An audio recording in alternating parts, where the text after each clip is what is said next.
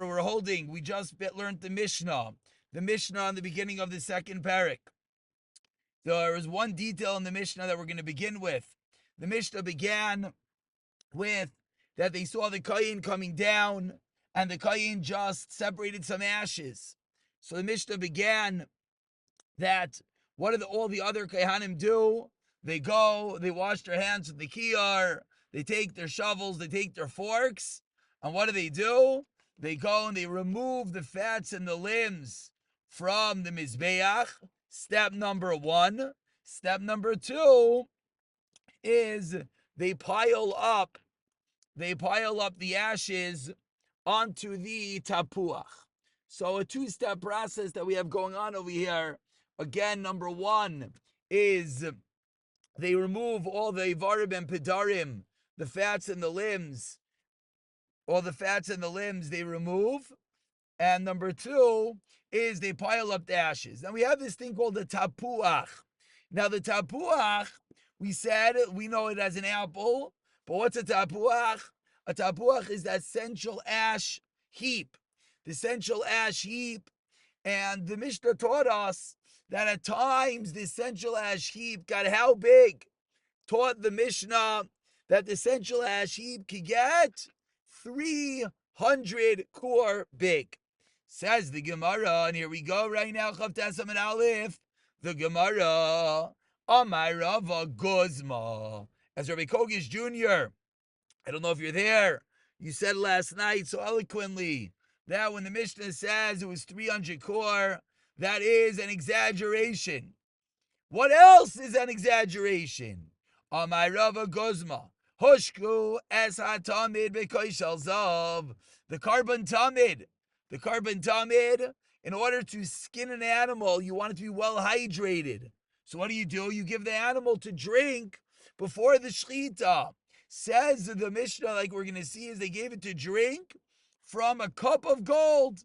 Amar Rava Guzma. It's an exaggeration. Do you really think they gave the animal to drink from a cup of gold? It's an exaggeration. Just to point out for a moment, Chevra, is it such an exaggeration? We're in the Beis Hamikdash.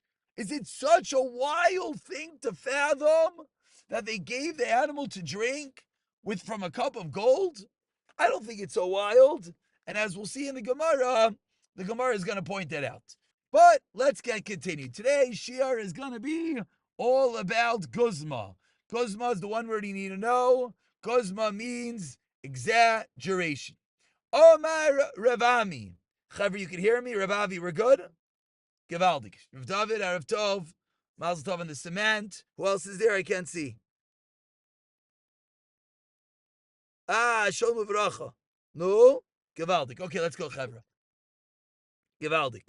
Ravavi, the beard's looking good, even though we're during Sfira. It's okay. I'm with you. Ima enochi b'tzara. Says the Gemara, Omar Ravami, Dibra Taira, Lashon Havai. The Torah speaks Lashon Havai. What's Havai? Is exaggeration. So the Torah speaks an exaggeration.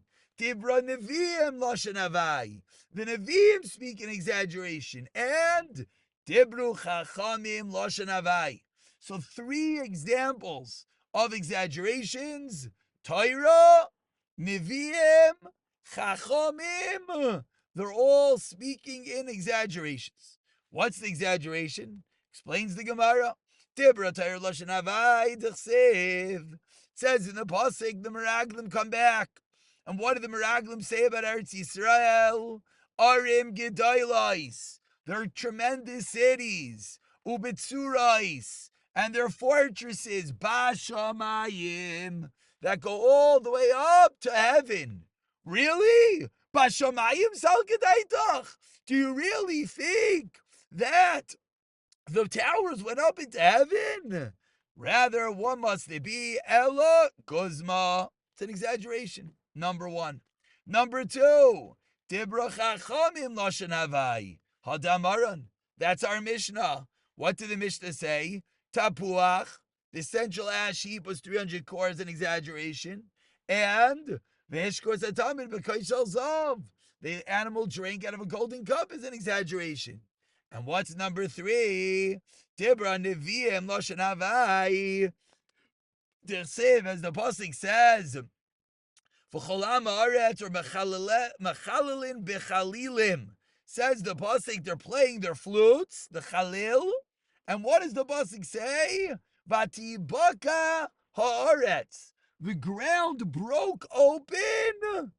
Likoilam, from the sound of the flutes. Says the Gemara, really? The ground really broke from the flutes? Must be an exaggeration. So 3 examples. The Torah by the Meraglim, the Chachamim in our Mishnah, and finally the Nevi'im when they speak that the flutes broke open the ground. 3 Givaldic examples. Question? I didn't hear you. Say it again. The Torah by the Meraglim were the ones that exaggerate. The Torah just repeated the exaggeration. Very good. Very good. Rav David, you're pointing out something very nice. The Torah didn't exaggerate. Correct. You are pointing out something very nice, and that is the right way to say it. But the fact that the Torah wrote it, you're right. You're 100% correct that it was the Meraglim speaking, but we see that when the Torah writes, it gives it the credence of Torah. Lamaisa, it's a pasuk in the Torah. You are absolutely correct that it's the Meraglim's take, but Lamaisa, it's a pasuk in the Torah. Very good. Continues the Gemara. Amar Rav Yanai, Bar Nachmeni, Amar Shmuel. 10 lines from the bottom. The first one in line is Amar Shmuel. Bishleisha mekaimais dibru chachamim lashon havai.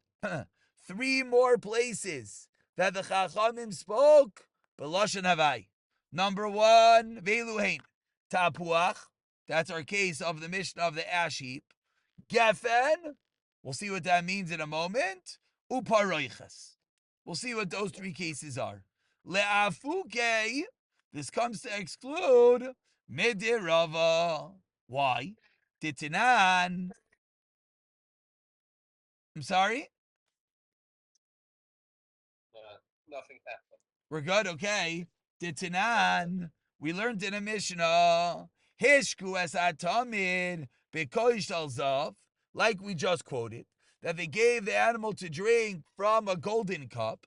The Amarava Gozma. So now, Rav Yanai listed 3 cases, and those 3 cases did not include what? The Tamid drinking from a Kaishal Zav. So says the Gemara, Rav Yanai is arguing. Rava said the animal drinking from a Kaishal Zav, and Rav Yanai argues the Amar Rava Kuzma Kamash Malan, that what does Rava hold? Honey in, Hasam Lai. Why? Explains the Gemara. Ein anios b'makei mashiris. We're in the Beis HaMikdash. In the Beis HaMikdash, in the palace of the king. Not only do the kings, do the humans drink from golden cups, even the animals. And we can imagine this. In a place of royalty, there's no poverty. Ein anios b'makei mashiris. So we have a machlekes. Did the animal drink from a golden cup? Says one opinion, yeah. It sounds wild. What's the big deal? It's the Beis HaMikdash. Says Rava, no. Next case, Tapuach, 3 lines from the bottom, Hadamaran. The case of Tapuach is that which we saw in the Mishnah, that the ash heap was 300 kor. Gefen, what is this case of Gefen? Titania, we learned in a brayso. Gefen is of, there were golden grapes. Golden grapes. Haisa imedes al pesach ha'echal.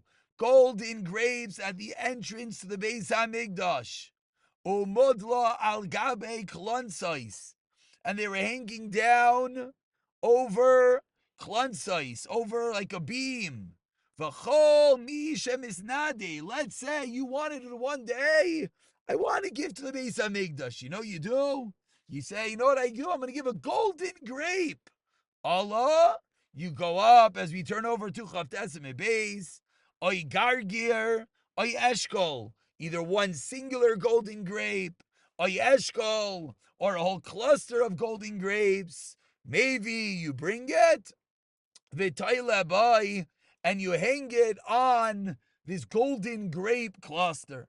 So you can clearly see why this might be an exaggeration. This sounds a little wild, but guess what? We didn't get to the punchline yet. Amar Rav Elazar Rav Sadaik. 2 lines down, Chav Tasamid Beis. Maisa Haya. There was a story. V'nimnu Allah, and they appointed on it Shalosh Meois Koyanim. 300 Koyanim Lefanaisa to remove it. Meaning, the fact that there were golden grapes, it's the Beis Hamikdash. The fact that they were hanging there and you could donate a golden grape, it's the Beis Hamikdash.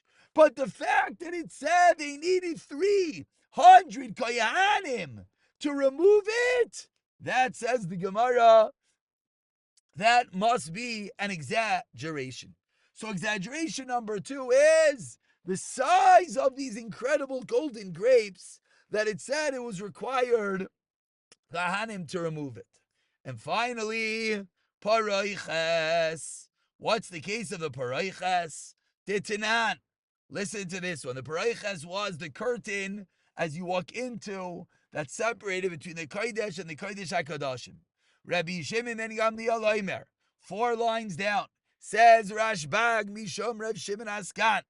Paraiches. The Paraiches in the Beis HaMikdash was of Yeho Tefach. His thickness was a tefach. Tefach is about 6 inches wide. That was the thickness of the curtain, pretty thick. Al shivin ushnayim nimin nareges. It was woven with 72 strands. That's quite the weave.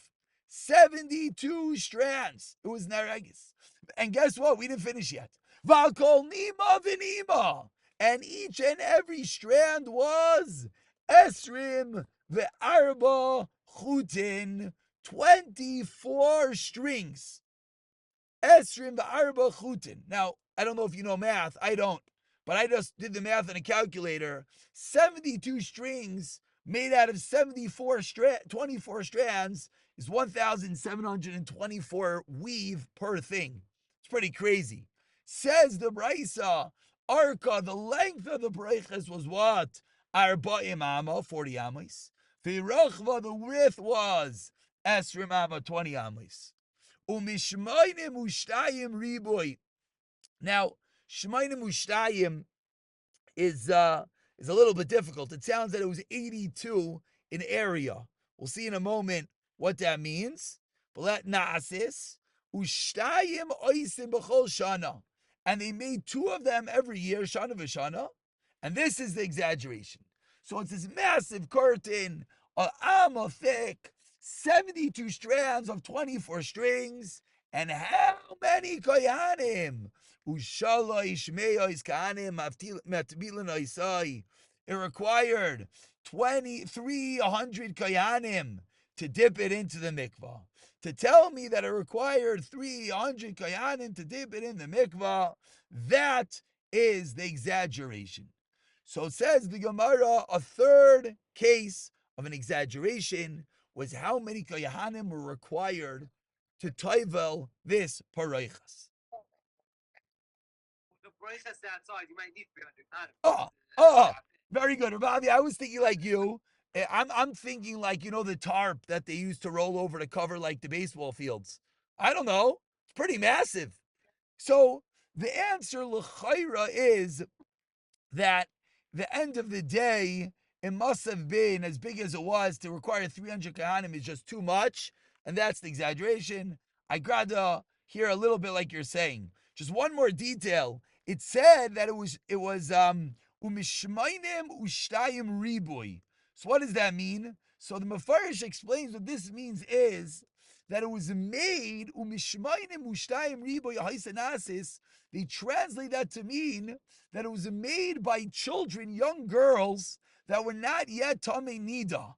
That's what it means in order to make it tar. Now, how it fits into the words umishmainim ushtayim is a little bit difficult, but that's what the Mefarish says. So that's the three examples. We have the golden grapes, we have the paroiches, and we have our case of the core 300 core tapuach ash heap. And then we have a machlaikas whether the Tamid drank from a golden cup. That's part B of today's shir. Part A of today's shir was Torah by Meraglim, Nevi'im by the flutes breaking open the ground, and our Mishnah are all cases of exaggerations.